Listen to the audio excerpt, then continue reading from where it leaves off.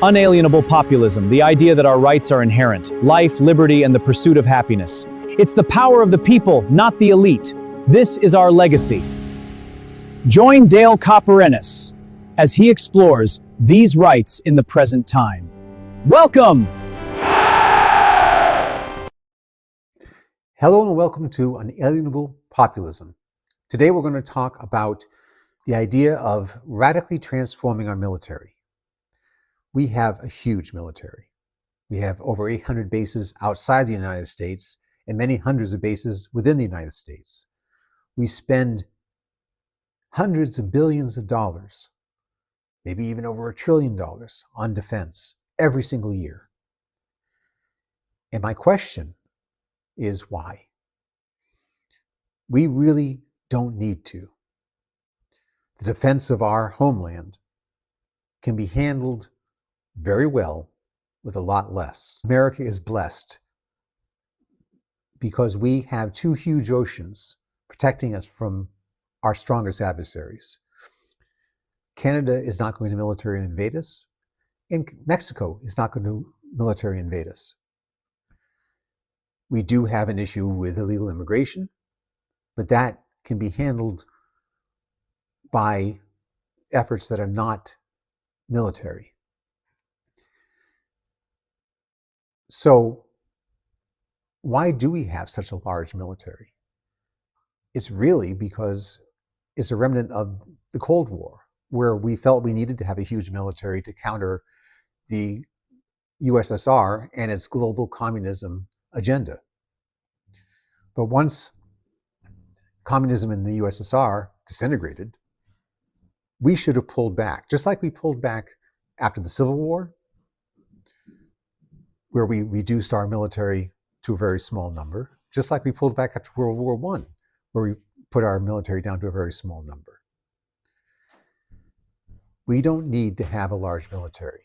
It takes away resources, both money resources and people resources, away from America and its economy.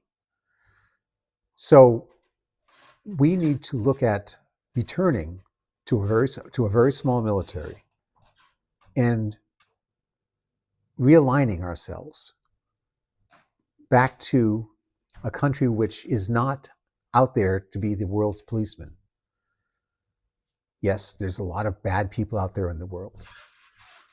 But when we have the power that we have now, we are also very susceptible to doing bad things. Power corrupts, and the more power you have, the more corrupted you become. That is something which is a truism, and we are not immune from that. We have done some very bad things with our military over the years. We've done some good things also, but we need to relook at things and understand that we live in a world today which is not the unipolar world of the 1990s. We are in a much more multipolar world, which means that that there are other nations out there that have become strong. And that doesn't mean strong to the point where they're a danger to us by invasion, but they are strong enough to take care of themselves. And we need to let them take care of themselves. We cannot be going out and righting every wrong, because often when we do, we make more trouble than it's worth. Just look at what happened in Iraq. Because we went into Iraq under the false pretense that they had WMDs, weapons of mass destruction, which they didn't, we killed hundreds of thousands of Iraqi civilians. We lost many thousands of American lives and had tens of thousands injured. We also created a vacuum within the Middle East, which is still having negative repercussions to this day. So our strategy going forward should be one of a very reduced military that focuses on those traditional elements that are necessary, which is keeping lanes of communication and lanes of commerce open, but not one that goes out and is the world's policeman. So how do we do that? We need to have a much smaller army. The army is there for two reasons. The first is to defend the homeland from invasion, and I already mentioned about how we're not going to be invaded, or to conquer territory. If we are not doing either one of those two things, we don't need a large army. Right now, the Army has 454,000 or so active soldiers. It has 328,000 in the National Guard and 172,000 in the Army Reserve. And those are just uniformed soldiers. There are another 260,000 or so civilians directly supporting the Army. And that doesn't count all the contractors. We're talking about Department of Army civilians, government service civilians. So the number of people directly supporting the US Army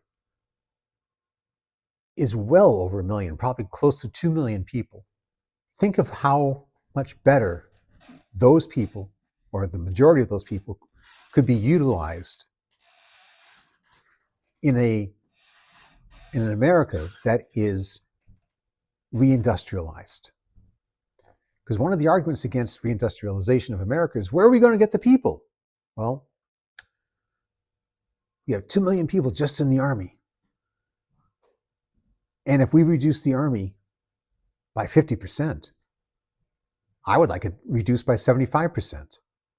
But let's say you use 50% just for simple math. That's 1 million people who would be available to work in a reindustrialized America. People who already have skills, people who already are Americans. We don't have to worry about bringing new people in. We have the people. So particularly reducing the active army a lot would free up a lot of manpower. It also free up a lot of money. There was an old argument back in the 70s and 80s that talked about guns versus butter. The idea was, for every dollar you spend on guns, you can't spend on butter, butter being a metaphor for domestic spending. Now, while that's a very simplistic way of looking at things, and basic concept is not wrong. The more we spend money on military stuff, the less money we have for domestic stuff. And right now, the people of America, the regular Joes and Janes out there, they're hurting.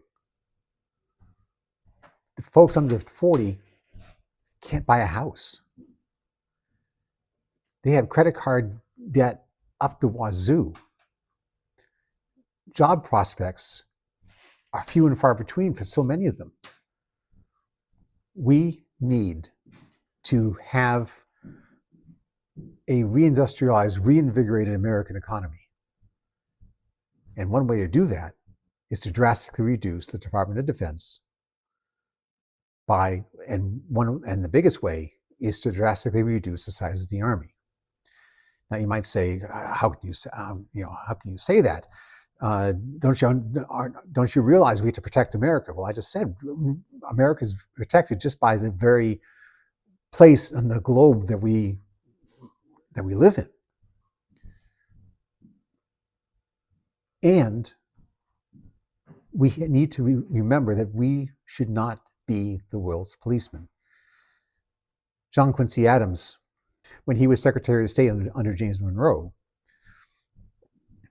made a famous speech where he said, "We do not go out seeking dragons to slay. The point was that we need to take care of us here at home.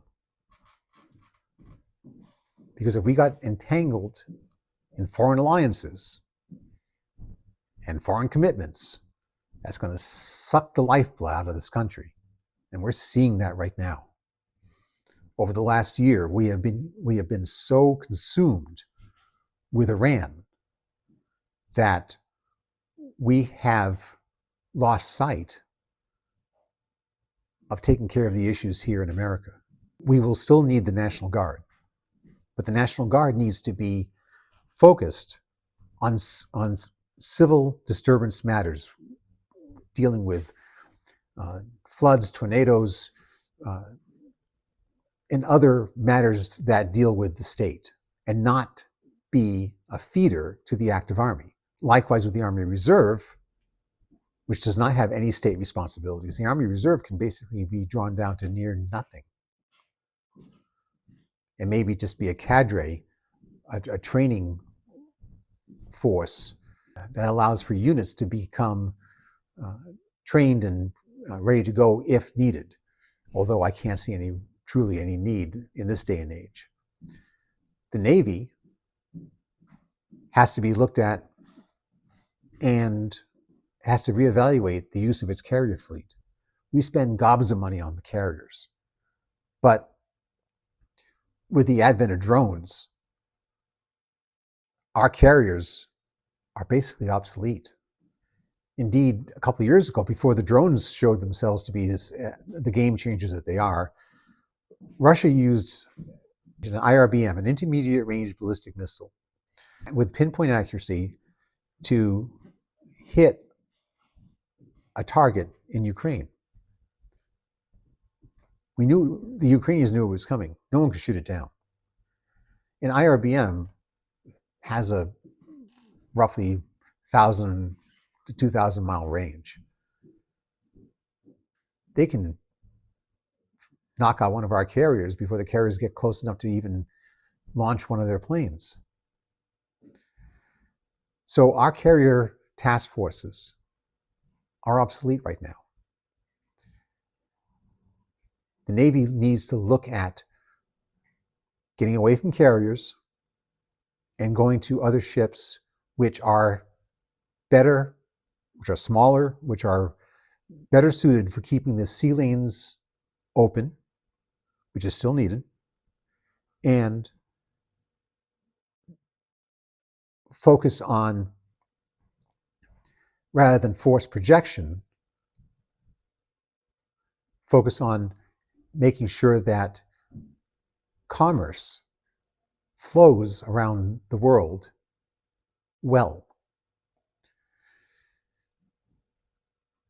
The Marines are still going to be very necessary, as are special forces, because we will need to utilize military strikes outside the United States from time to time. Things are going to happen, we're going to need that. But because we are not going to go out and conquer other countries, we don't need to have a huge force. We need a force just large enough to take care of certain actions and then get out. The American people, over and over and over again, have said in so many different ways, they don't want new wars, they don't want to go out and conquer, they don't want to deal with being an empire. People in Washington, D.C., and in the military-industrial complex love the idea of the American empire. But regular Americans, they don't want that. They don't want that at all. So we wind up with a vastly smaller army, a smaller navy, but more specialized. We wind up with Marine Corps, which is probably going to be the same size, maybe a tad smaller. Air Force.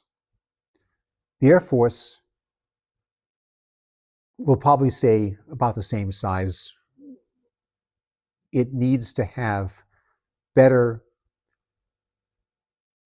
and this goes with the Navy also, better ways to get troops and materiel transported. One of the biggest issues in the military, and I in my 38 years in the military, I was, for most of that time, I was in transportation logistics. We were always looking at things from a logistics point of view and realizing that we never had enough logistics to satisfy the maneuver guys, the guys who wanted to go out there and fight. Our job in logistics was to support them, but getting the stuff to them to do for them to do what they need to do, we never had enough. And we have to relook at how our Navy and our Air Force moves things and be much better at that. Because if we're going to have those pinpoint strikes, like I mentioned, that we're probably going to need to utilize from time to time, we have to be able to support them and make sure that we can get the military units to where they need to go and support them when they were there, and then be able to get them out when we need to get them out. And the main reason why our logistics has always lagged is that logistics isn't sexy. Tanks are sexy. Fighter planes are sexy. Carriers are sexy. A transport ship, a transport aircraft, they're not sexy. So we don't put a lot of stock into that. The other thing we need to really focus on is space. And that's why when President Trump was talking about having Space Force and then ultimately got a Space Force, I was very pleased with that, because space is the next frontier. We will need to have a Space Force that is strong, because with our technology, we're going to wind up getting into space more than we are now. And if we're not ready for that militarily, others will. So we need to make sure that we have that taken care of. But that is not a large force. We don't need hundreds of thousands of Space Force soldiers. Or whatever they're called. All told, we could cut the Department of Defense by 50%. That would not be hard at all.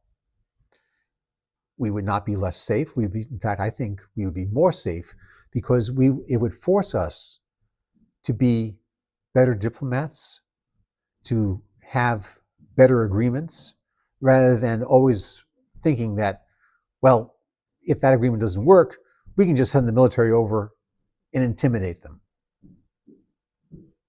We've done that. You don't want to keep doing that. That's not right. America is supposed to be this shining city on the hill. We have been put into where we are with the kind of government that we have. I'm not talking about Republican or Democrat government. I'm talking about the Constitution and the Declaration of Independence, this American experiment that we have. And this American experiment is to be that shining city on a hill, to be a beacon so that other nations can emulate us. And the more other nations emulate us, by taking care of its citizens, making sure that the unalienable rights that everyone has are protected, those rights that God gives the people are protected by governments, the more other governments do that, the less strife there will be in the world, and the more peace there will be. America needs to get away from having such a huge military so that we're not always ready to use it. And we've seen over the last 20 years that America has been far too ready to use its military far too often. It's a natural thing. When you have something that you put a lot of money and effort into, you don't want to have it sitting on the shelf. You want to use it. You want to exercise it. And quite honestly, that only leads to trouble. It's far better for America to refocus on becoming that shining city on a hill that stands for the unalienable rights that everyone has, and the government protecting those rights that God gives the people, than being this military behemoth that goes around the world trying to coerce and intimidate everyone. I know this is a controversial subject, but if we don't start talking about it now, we're going to get to a point where we wish we had. So thank you for listening. See you in the next podcast.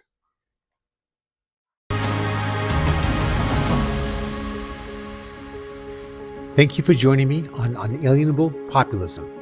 Please like, subscribe, and share far and wide so we can make sure the voice of the people is heard.